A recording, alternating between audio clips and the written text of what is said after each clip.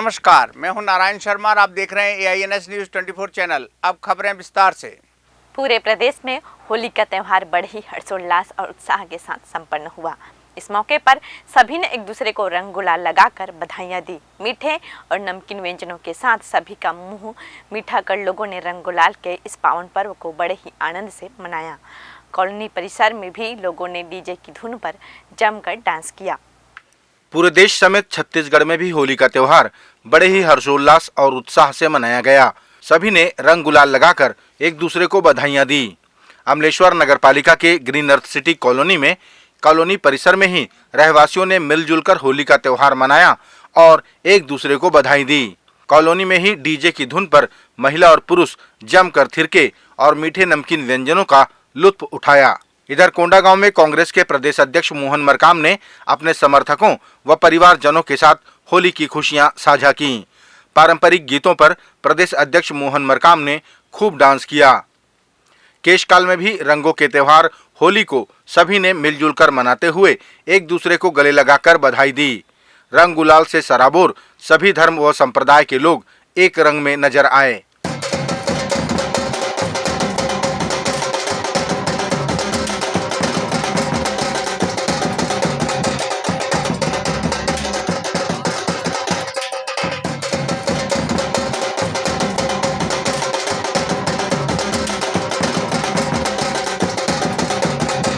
राजधानी रायपुर के गुड़ियारी स्थित कृष्णा नगर में कुछ उपद्रवियों द्वारा भगवान शंकर के फ्लेक्स को फाड़ दिया गया, जिसे लेकर इलाके में स्थिति तनावपूर्ण बन गई। पुलिस ने भी अज्ञात लोगों पर मामला दर्ज कर 3 लोगों की गिरफ्तारी की।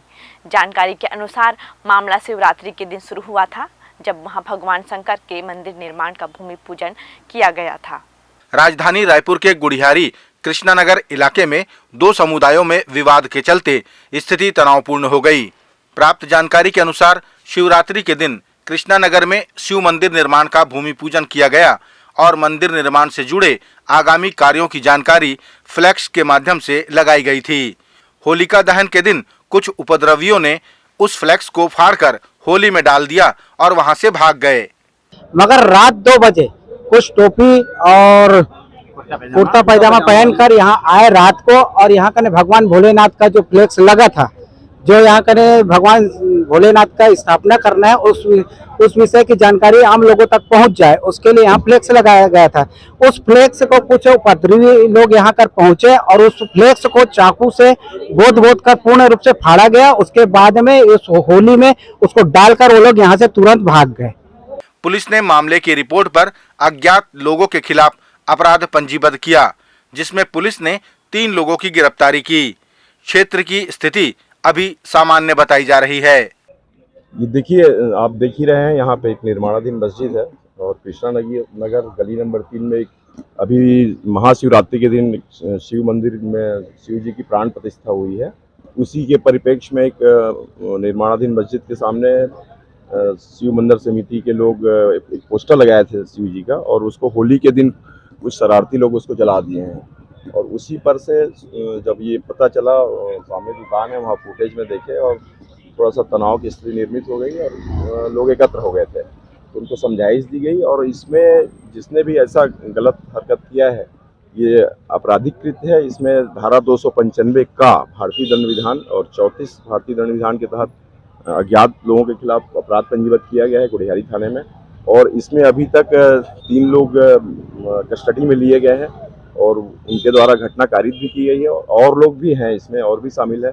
लगातार उसमें इन्वेस्टिगेशन करके उनकी भी गिरफ्तारी आज कर लेंगे। सर, और वीडियो कुछ सामने आया है जिसमें बता रहे हैं कि कुछ युवक दिख रहे हैं पोस्टर फाड़ते हुए, तो उसमें चेहरा भी किसी का पहचान आ रहा है? 3 लोगों का तो लगभग क्लियर हो गया है, उनको अरेस्ट भी कर लिए हैं, कस्टडी में ले लिए हैं, और बाकी लोगों को भी पहचान कर रहे हैं और पहचान करके उनकी भी गिरफ्तारी करेंगे और उनको न्यायालय पर। बस्तर के कद्दावर नेता व छत्तीसगढ़ सरकार के आबकारी मंत्री कव्वासी लखमा ने कहा कि शराबबंदी बस्तर में नहीं हो सकती, क्योंकि बस्तर में देवी देवताओं की पूजा और सामाजिक कार्यों में शराब का इस्तेमाल आम बात है। उन्होंने कहा कि बस्तर में शराबबंदी करने का निर्णय पंचायत ले सकती है। बस्तर के कद्दावर नेता व प्रदेश के आबकारी मंत्री कव्वासी लखमा ने कहा कि शराबबंदी बस्तर में पंचायतें तय करेंगी। उन्होंने कहा कि बस्तर में देवी देवताओं की पूजा और सामाजिक कार्यों में भी शराब का उपयोग आम बात है, इसलिए बस्तर में शराबबंदी नहीं की जा सकती। बस्तर में कि वहाँ के लोग देवी देवता पूजा पाठ में दारू बिना नहीं करते, इसलिए बस्तर का नियम अलग होगा। वो अब बंद होना सवाल ही नहीं है। वो आदिवासी लोग हैं, अपना हिसाब से उन लोग, वहाँ 5वीं अनुसूची है, वो पंचायत तय करेगा किस प्रकार का। कांकेर लोकसभा के पूर्व सांसद व बीजेपी नेता सोहन पोटाई का निधन हो गया। उनके निधन को आदिवासी समाज के लिए अपूरणीय क्षति बताते हुए मुख्यमंत्री भूपेश बघेल ने दुख व्यक्त किया। उन्होंने कहा कि सोहन पोटाई जननेता थे और समाज के लिए हमेशा कार्य करने के लिए मशहूर थे। कांकेर लोकसभा के पूर्व सांसद सोहन पोटाई के निधन पर मुख्यमंत्री भूपेश बघेल ने दुख प्रकट करते हुए इसे आदिवासी समाज के लिए अपूरणीय क्षति होना बताया। मुख्यमंत्री ने कहा कि स्वर्गीय पोटाई हमेशा समाज के लिए सोचते थे और कार्य करते थे। एक सांसद के रूप में उन्होंने क्षेत्र की हमेशा सेवा की। पूर्व सांसद सोहन पोटाई जी के निधन से एक अपूरणीय क्षति हुई है। लगातार कांकेर लोकसभा के को प्रतिनिधित्व करते रहे, कभी चुनाव नहीं हारे, लेकिन भारतीय जनता पार्टी ने उसका टिकट अचानक काट दिया था। तब से लेके पूरे जीवन भर समाज के लिए वो संघर्ष करते रहे। कई बार उनसे मुलाकात हुई और समाज के हितों के बारे में उन्होंने चर्चा की और हम सब मिलकर समाज के उत्थान और विकास के लिए फैसले भी लेते रहे। उसके जाने से एक अपूरणीय क्षति हुई है आदिवासी समाज के लिए। मैं ईश्वर से प्रार्थना करता हूं कि उन्हें अपने चरणों में स्थान दें और मृतक परिवार के सभी सदस्यों को दुख सहने की क्षमता प्रदान करें। दंतेवाड़ा में होने वाली फागुन मड़ई का अपना विशेष महत्व है। यह मड़ई होली से 20 दिन पूर्व प्रारंभ हो जाया करती है, जिसमें आसपास के देवी देवताओं को आमंत्रित किया जाता है और होली के एक दिन पूर्व उनकी विदाई की जाती है। इस फागुन मड़ई में प्रदेश के मुख्यमंत्री भूपेश बघेल भी शामिल हुए। उन्होंने बताया कि उनकी सरकार की कोई भी नई योजना की शुरुआत दंतेवाड़ा जिले से की जाती है। दंतेवाड़ा में होने वाली फागुन मड़ई का अपना अलग ही महत्व है। होली के 20 दिन पूर्व शुरू होने वाली इस मड़ई में समाज द्वारा सभी स्थानों से देवी देवताओं को आमंत्रित किया जाता है और पूजा पाठ की जाती है। फिर होली के दिन सभी को विदाई दी जाती है। इस बार फागुन मड़ई में प्रदेश के मुख्यमंत्री भूपेश बघेल शामिल हुए। उन्होंने इस कार्यक्रम की प्रशंसा करते हुए कहा कि हमारी सरकार की किसी भी योजना की शुरुआत माई की नगरी दंतेवाड़ा से ही की जाती है, इसलिए वह सफल भी होती है। बस्तर संभाग से और सुनाओ कि उड़ीसा से भी जो सीमावर्ती क्षेत्र है वहाँ से सब देवी देवता यहाँ आते हैं और आज होली के दूसरे दिन फिर सबकी विदाई होती है। तो विदाई समारोह में आने के पहला अवसर और सबको मैं बधाई देता हूँ, शुभकामना देता हूँ। गीदम में जो मेडिकल कॉलेज की घोषणा मैंने की 6 तारीख को, सबकी मांग है कि माँ दंतेश्वरी के नाम से वो मेडिकल कॉलेज हो, तो उसका नामकरण करने की मैं घोषणा करता हूँ। और गीदम में राजस्व विभाग की घोषणा।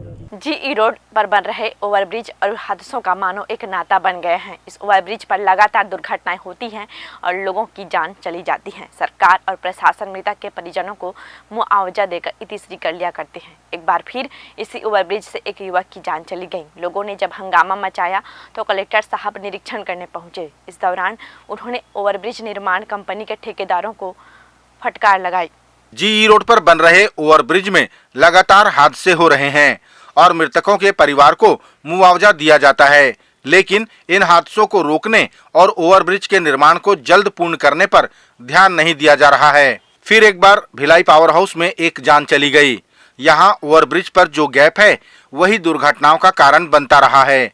इस बार लोगों ने हंगामा मचाया तो कलेक्टर साहब सड़क पर खुद आए और ठेका कंपनी के लोगों को फटकार लगाई।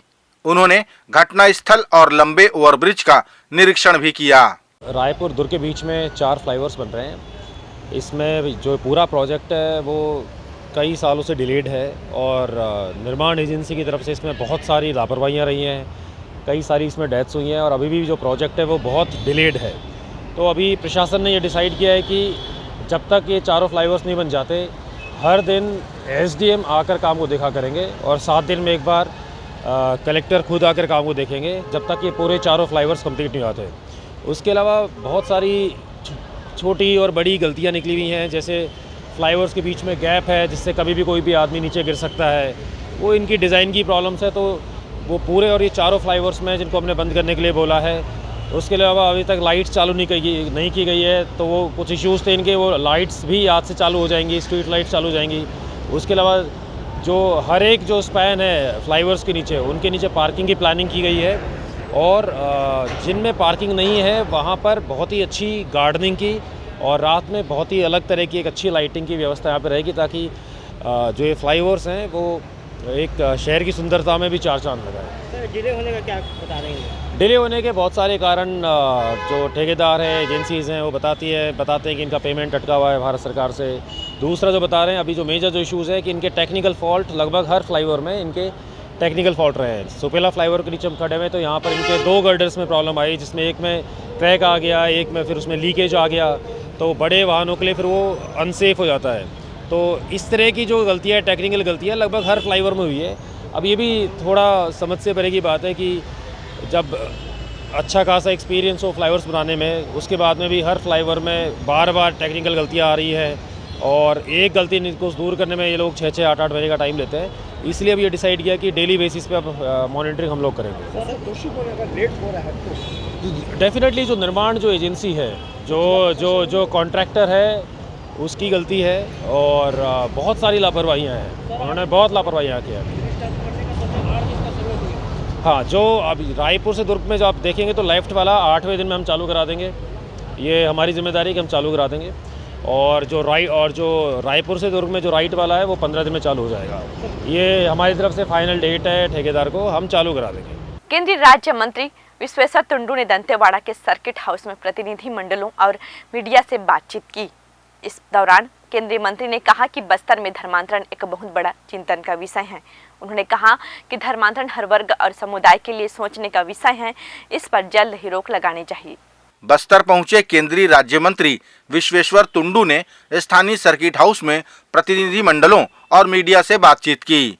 इस दौरान केंद्रीय मंत्री ने बस्तर में बढ़ रहे धर्मांतरण के मामलों पर चिंता जताई। उन्होंने कहा कि धर्मांतरण हर वर्ग और समुदाय के लिए सोचने का विषय है, जिस पर चिंतन किया जाना चाहिए। उन लोग को मालूम है कि ये इलीगल है, फिर भी वोट बैंक तैयार करने के लिए ये सब बहुत सारी प्रक्रिया चलता है।